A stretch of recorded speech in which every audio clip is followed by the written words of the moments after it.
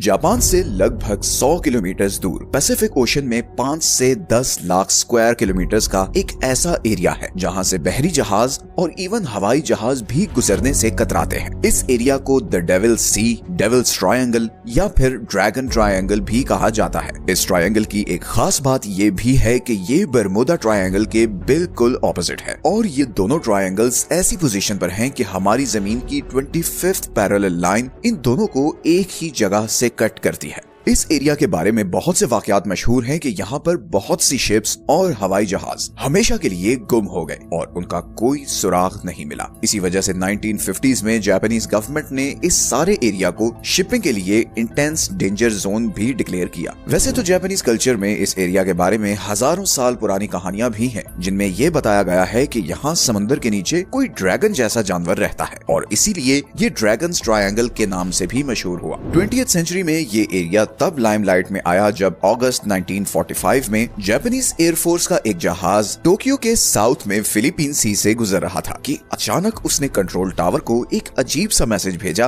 कि आसमान अजीब सा हो रहा है, आसमान खुल रहा है, ये आसमान को क्या हो रहा है। और ये इस पायलट के आखिरी अल्फाज थे। इसके बाद कंट्रोल टावर का इस जहाज से राब्ता कट गया और ये जहाज दोबारा कभी नहीं मिला। इसके बाद भी इस एरिया में ऐसे बहुत से वाकयात होते रहे। 1952 में जापानीज गवर्नमेंट ने कायो मारू नंबर 5 नाम की एक मिलिट्री शिप को इस एरिया में इन्वेस्टिगेशन के लिए भेजा, लेकिन ये शिप भी यहाँ पर गायब हो गई और दोबारा कभी नहीं मिली। इस शिप पर 31 रिसर्चर्स थे जिनका कोई सुराग नहीं मिला। जापानीज गवर्नमेंट ने क्लेम किया कि ये शिप शायद अंडर सी वॉल्केनिक इरप्शन की वजह से तबाह हुई है, लेकिन इस शिप का कोई मलबा नहीं मिला। उस वक्त जापान के सबसे बड़े न्यूज़पेपर योमियोरी शिंबुन ने इस एरिया का मैप छापा और बताया कि 1945 से 1950 के बीच यहाँ पर 9 से ज्यादा शिप्स गायब हो चुकी हैं। 4 जनवरी 1955 को एक जापानीज शिप शिनियो मारू नंबर 10 इधर जापानीज आइलैंड मिकुराजिमा के पास से गुजर रही थी कि उसका भी कंट्रोल टावर से राब्ता कट गया। खैर 12 दिन बाद ये शिप मिल तो गई,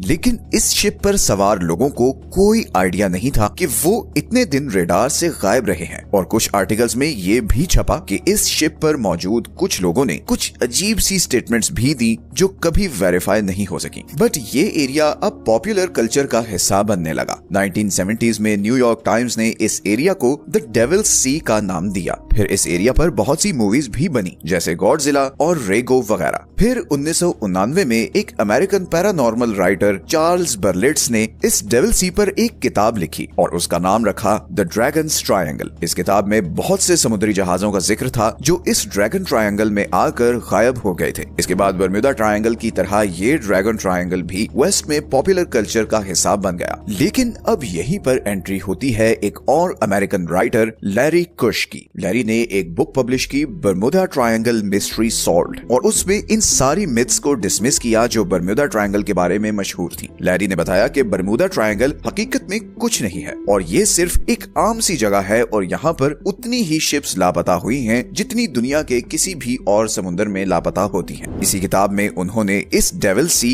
या ड्रैगन्स ट्रायंगल का भी जिक्र किया और चार्ल्स बर्लिट्स के बहुत से क्लेम्स को चैलेंज किया। लैरी ने जापानीज गवर्नमेंट ऑफिशियल्स को खत लिखे ये जानने के लिए कि क्या वाकई जापानीज गवर्नमेंट ने कोई ऐसा एरिया डेजिग्नेट किया हुआ है जहाँ से शिप्स को नहीं गुजरने दिया जाता। साथ ही में इन्होंने ये भी जानना चाहा कि जिन शिप्स का जिक्र चार्ल्स बर्लिट्स ने अपनी किताब में किया था उनकी हकीकत क्या है। जब जापानीज गवर्नमेंट का जवाब आया तो वो चार्ल्स बर्लिट्स की बातों के बिल्कुल ऑपोजिट था। जापानीज गवर्नमेंट ने साफ इनकार कर दिया कि ना तो कोई डेविल सी है, ना कोई ड्रैगन ट्रायंगल है और ना ही इसकी कोई लिमिटेशन है। लैरी ने पूछा कि फिर आपने इस एरिया को डेंजर जोन क्यों कहा हुआ है और जहाजों को इधर गुजरने से क्यों मना किया हुआ है। तो इसके जवाब में जापानीज गवर्नमेंट ने जो डेंजर जोन शेयर किया वो सिर्फ 10 मील का एक एरिया था जो इस जापानीज आइलैंड के पास था और इसकी भी डेंजर जोन की वजह ये थी कि यहाँ पर कुछ अंडर वाटर वॉल्केनोस थे और कुछ जगहों पर पानी के नीचे नुकीले पत्थर थे जिससे टकराने की वजह से शिप्स डूब जाती थी। इसी तरह वो जो 9 समुद्री जहाज यहाँ पर गुम हुए थे उस पर जापानीज गवर्नमेंट ने कहा कि वो सब कोई बड़े समुद्री जहाज नहीं बल्कि छोटी मोटी शिप्स थीं और जिन डेट्स पर ये शिप्स लापता हुई थीं तब यहाँ पर जबरदस्त तूफान आया हुआ था। जबकि चार्ल्स बर्लिट्ज ने अपनी किताब में लिखा था कि ये शिप्स जब लापता हुई तो समुद्र बिल्कुल पुरसुकून था और कोई तूफान नहीं था। तो चार्ल्स बर्लिट्ज के दावों और जापानीज गवर्नमेंट के जवाब में बहुत फर्क था और ऐसा महसूस होता था कि जैसे बर्म्यूदा ट्रायंगल की तरह ये ड्रैगन ट्रायंगल भी फैक्ट से ज्यादा फिक्शन है। लेकिन इसी ड्रैगन ट्रायंगल में एक ऐसा राज भी छुपा हुआ है जिसको साइंस भी नहीं झुठला सकती और ये राज है जापान से 550 किलोमीटर दूर योनागुनी आइलैंड के पास डूबा हुआ एक तारीखी शहर जिसे one of the greatest discoveries in the history of under water archaeology कहा जाता है। 1987 में कुछ डाइवर्स यहाँ पर स्विमिंग कर रहे थे कि उन्होंने 60 फीट नीचे समुद्र में एक अजीब सा स्ट्रक्चर देखा। ये स्ट्रक्चर बिल्कुल भी नेचुरल नहीं लग रहा था। जिस तरह इन पहाड़ों को तराश कर बहुत ही प्लानिंग से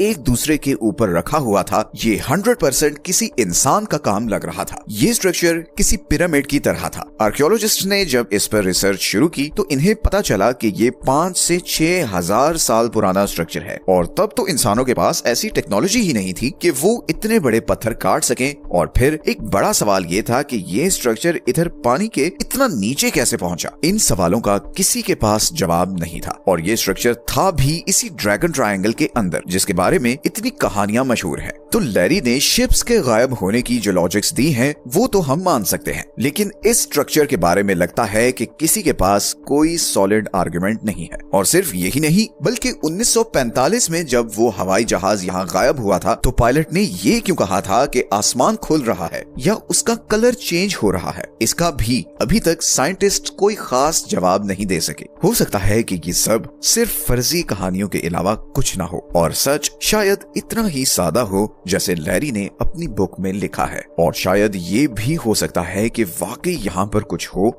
जिसे जापानीज गवर्नमेंट कवर अप करना चाहती हो, लेकिन ऑफिशियली कोई गवर्नमेंट या साइंटिफिक ऑर्गेनाइजेशन डेविल सी के एरिया को as a danger zone recognise नहीं करती। और जब हमने एआई से भी पूछा तो उसने भी ये कहा कि ये सिर्फ एक मिथ है और यहाँ जो एक्सीडेंट्स होते भी हैं उनकी एक बड़ी वजह यहाँ का एक्सट्रीम वेदर और इलेक्ट्रोमैग्नेटिक डिस्टर्बेंसेस हैं। असल में ये एरिया हमारी जमीन के 12 वाइल्ड वोर्टेक्स में से एक है। वाइल्ड वोर्टेक्स हमारी जमीन के ऐसे पैरानॉर्मल रीजन हैं जहाँ पर इलेक्ट्रोमैग्नेटिक फील्ड्स की वजह से एबनॉर्मेलिटीज होती हैं। बर्म्यूदा ट्रायंगल भी 12 वाइल्ड वोर्टेक्स में से एक है। सितंबर 2024 में एक बुक भी पब्लिश हुई थी जिसका नाम है wild vortices unraveling the planet's dangerous energy zones. इस बुक में बहुत डिटेल से हमारी जमीन के इन 12 जगहों को डिस्कस किया गया है जिनमें इलेक्ट्रोमैग्नेटिक फील्ड्स की वजह से एबनॉर्मल वाकयात होते हैं, चाहे वो नाज़का लाइंस हो, अलास्का ट्रायंगल हो, गिजा प्लेटू हो या फिर ड्रैगन ट्रायंगल।